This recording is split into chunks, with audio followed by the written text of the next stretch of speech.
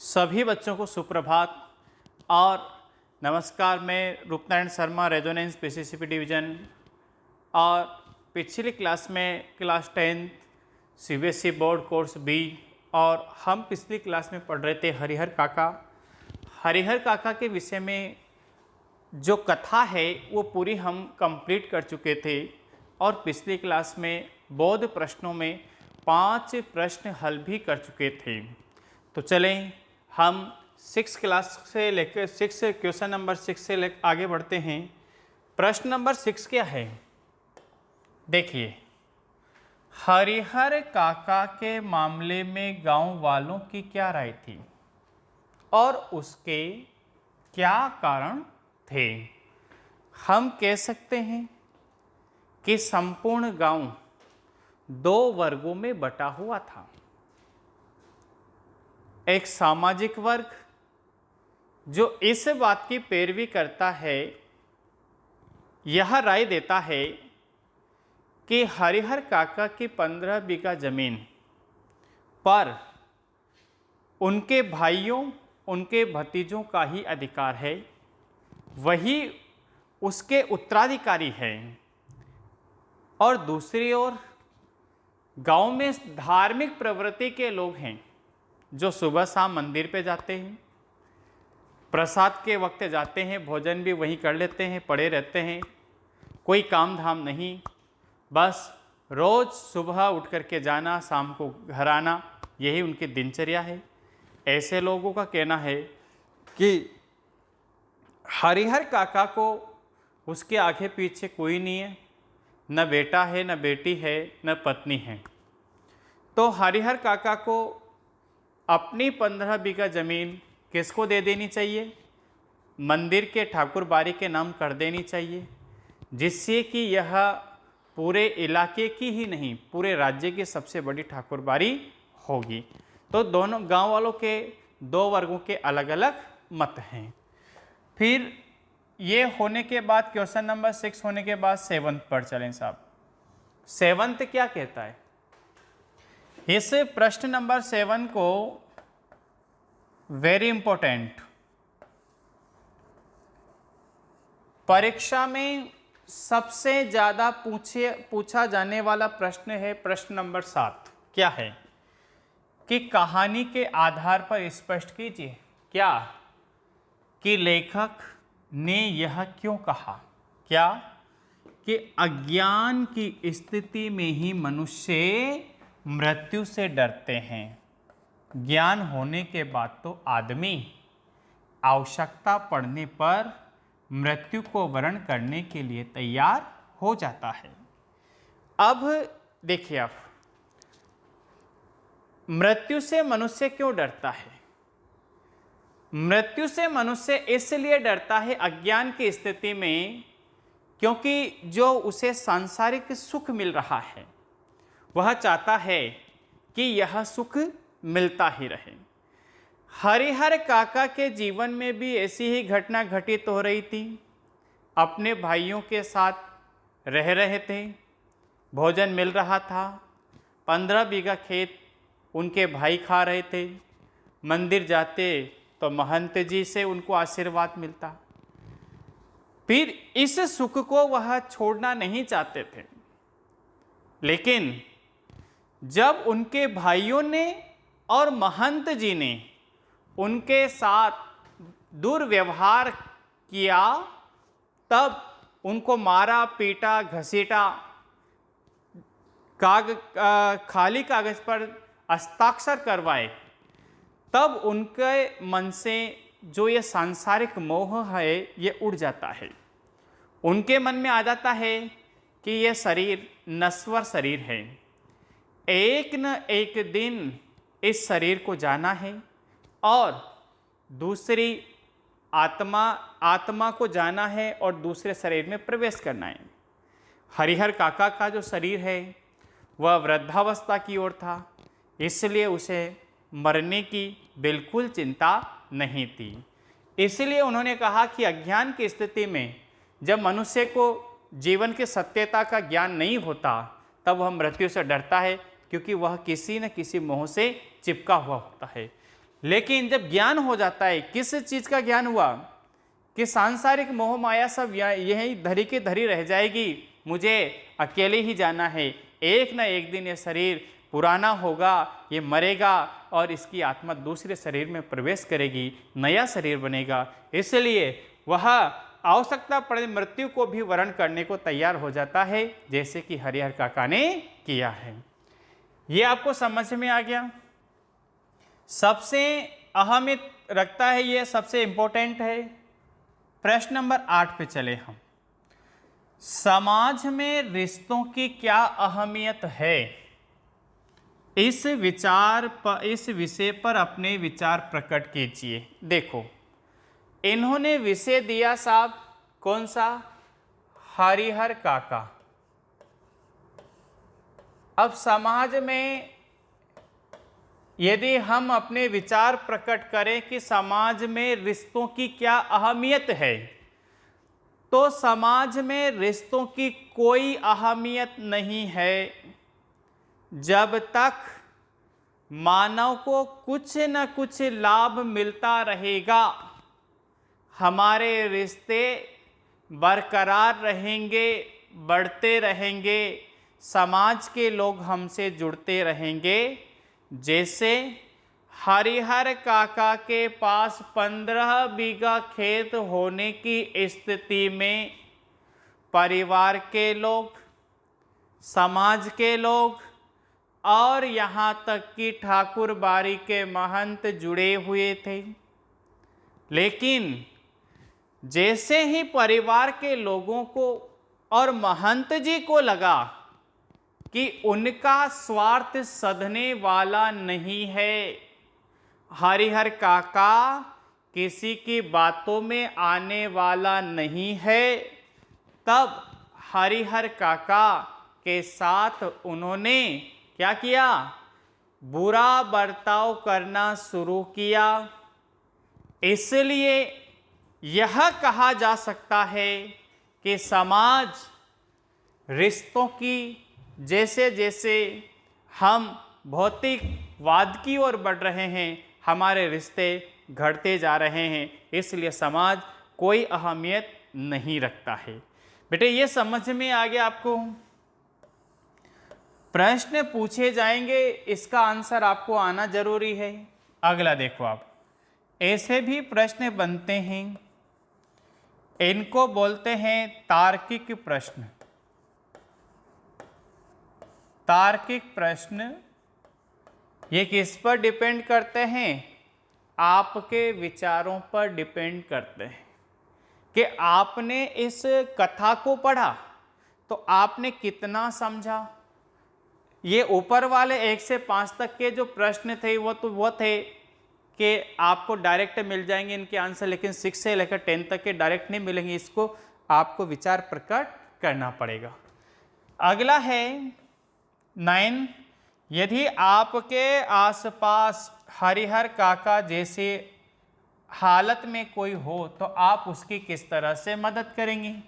भाई कैसे मदद करेंगे? देखो, हरिहर काका जैसे कोई हो तो पहले तो हम उनके किसकी जो ज़रूरत की वस्तुएं हैं उनका प्रबंध करेंगे।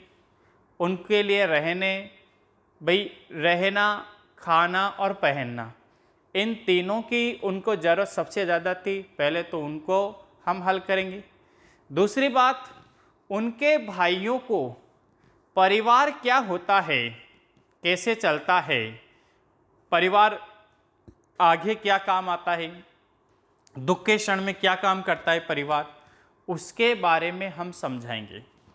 तीसरा, महंत जी ने जो हरिहर काका के साथ दुर्व्यवहार किया, हम मीडिया के माध्यम से पूरे समाज में उस बात को फैलाएंगे कि महंत कितने कुकर्मी होते हैं, उनका पर्दाफाश करेंगे ताकि पुलिस उनको सख्त से सख्त सज़ा, न्यायालय उनको सख्त से सख्त सज़ा दे सकें। फिर तीसरी बात, पुलिस प्रशासन के द्वारा जो हरिहर काका के पैसों पर ही मौज करना, ये भी हमारी दृष्टिकोण से बिल्कुल गलत है। हाँ, ये हो सकता है कि कुछ निर्धारित शुल्क हो और वह शुल्क हरिहर काका की इनकम को देख करके हो, तो वहाँ पर बिल्कुल सही था। लेकिन हरिहर काका उपवास करे और पुलिस वाले खाए पिए मौज करे, ये उनके साथ 100% न्याय नहीं था। ये बात समझ में आ गई आपको? यस। क्वेश्चन नंबर 10 देखिए आप। हरिहर काका के गांव में यदि मीडिया पहुंची होती तो उनकी क्या स्थिति होती?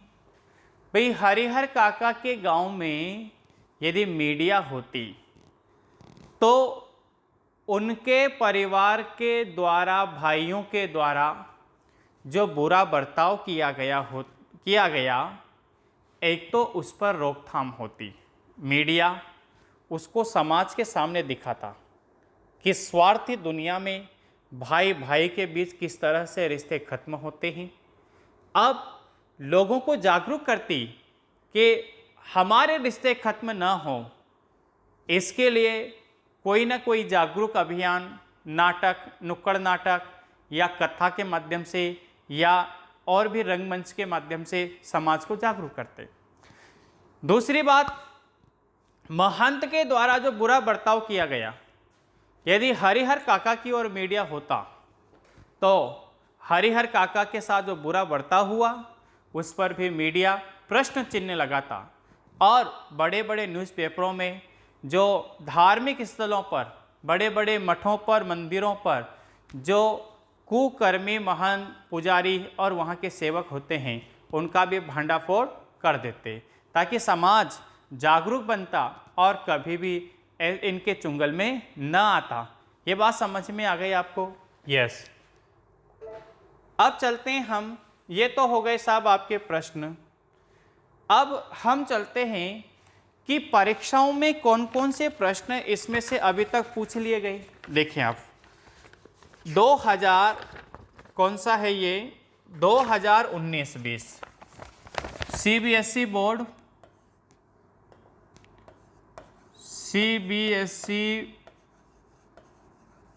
बोर्ड 2019-20 में कौन सा प्रश्न पूछा गया? देखो आप, प्रश्न था साहब, हरिहर काका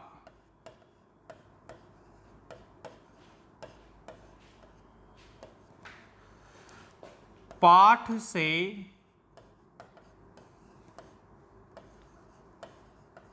यह बात भी उभरती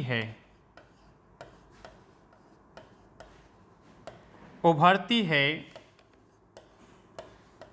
कि आज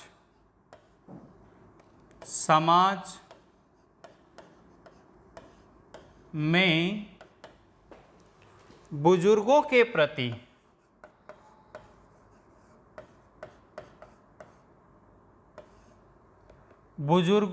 प्रति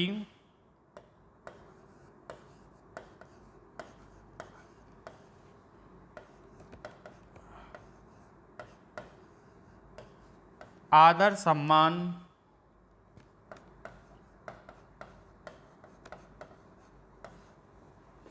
कम होता जा रहा है।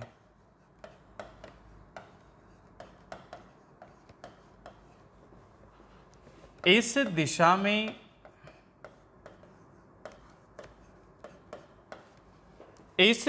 में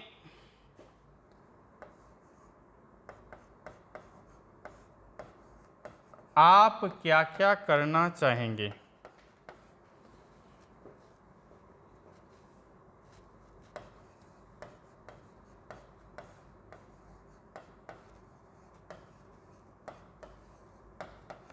इस दिशा में क्या क्या करना चाहेंगे? देखिए आप, हरिहर काका पाठ से यह बात भी उभरती है कि समाज में बुजुर्गों के प्रति आदर सम्मान कम होता जा रहा है। बिल्कुल होता जा रहा है। आज कल के नौजवान बच्चे जब तक माता पिता के पास धन दौलत जमीन जायदाद होती है तभी तक वह उनकी सेवा के लिए तत्पर होते हैं। और बहुत से तो नालायक ऐसे भी हैं कि प्रॉपर्टी जमीन जायदाद के बाद भी माता पिता को अनाथालय में छोड़ देते हैं। हम इस सामाजिक जिम्मेदारियों को निभाते हुए यदि हम ऐसा देखते हैं तो हम घर घर जाकर के माता पिता क्या हैं, उन्होंने हमारा किस तरह से पालन पोषण किया, किस तरह से हमें एक योग्य इंसान के रूप में खड़ा किया, जो भी आज हम जिस स्थिति में हैं उसके पीछे माता पिता का ही सबसे अधिक हाथ होता है। हम माता पिता की सेवा के प्रति लोगों को जागरूक करें, उनको समझाएं कि बुजुर्गों का सम्मान हो तभी हमारा सम्मान होगा, क्योंकि हमारी प्रतिष्ठा माता पिता की प्रतिष्ठा से ही जुड़ी हुई है। ये समाज के अच्छे नागरिक हमारा तभी सम्मान करेंगे जब हम बड़े बुजुर्गों का सम्मान करेंगे, चाहे माता पिता हो या समाज और गांव के बड़े बुजुर्ग हो। ये बात समझ में आ गई। ये सीबीएसई बोर्ड 2000 कब पूछा गया था? 18 और 19 को पूछा गया, 19 और 20 को पूछा गया था। फिर आगे देखें साहब, और कौन सा प्रश्न पूछा गया साहब इसमें?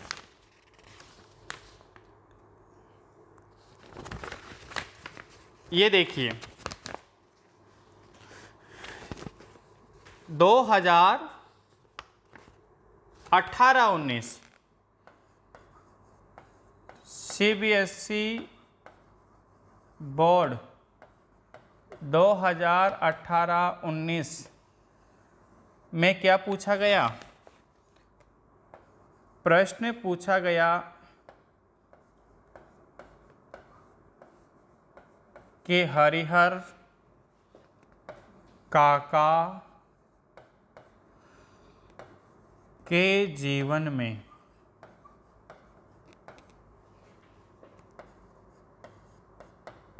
आई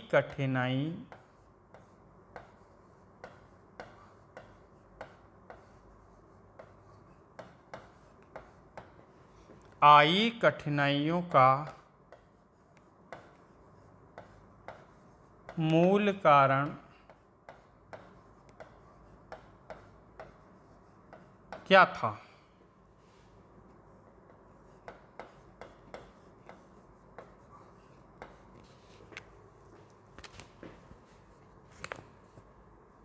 फिर दूसरा, ऐसी सामाजिक समस्या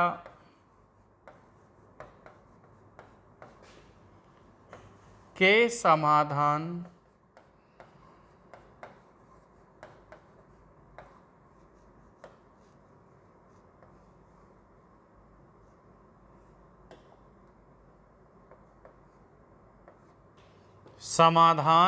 के लिए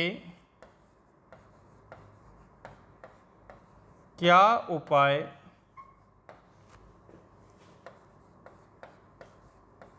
हो सकते हैं?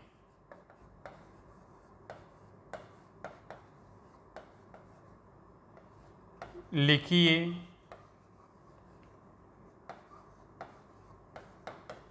देखो अब इसमें क्या पूछा गया है साहब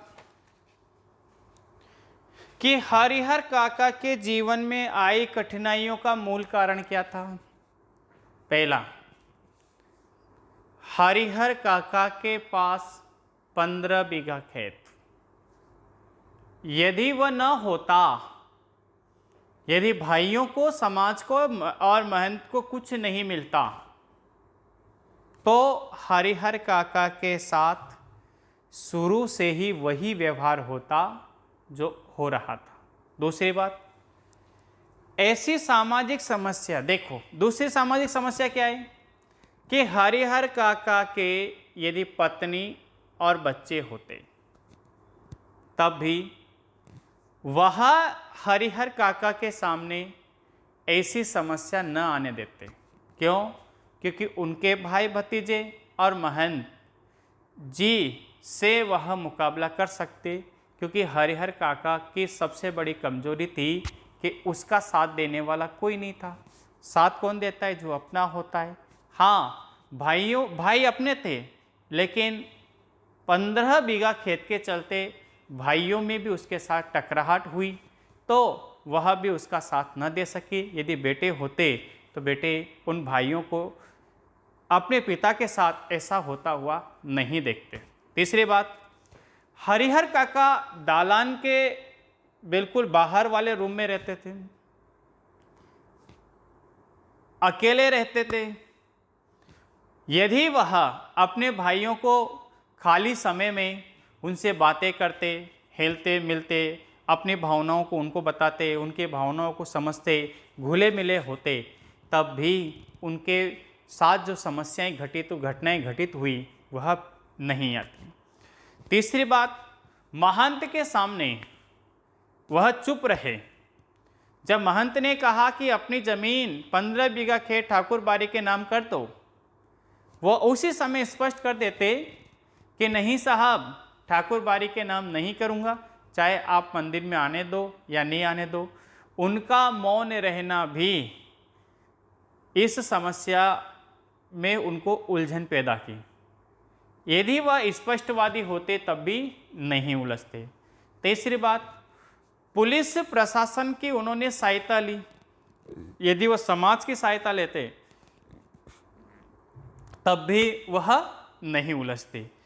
तो ये 2 प्रश्न 18, 19, 20 में पूछे गए हैं। ठीक है, तो आज हम हरिहर काका को यहीं पर समापन करेंगे और इसी तार्किक, जिस तरह से तार्किक प्रश्न पूछे गए इसी तरह के प्रश्न बनेंगे जो आपको कहीं पर भी मिलेंगे नहीं। आपकी बुद्धि लब्धि, आपने कितना इसका अध्ययन किया, उसी पर निर्भर रहेंगे। ठीक है, आज के लिए यहीं तक। बहुत बहुत धन्यवाद। Thank you.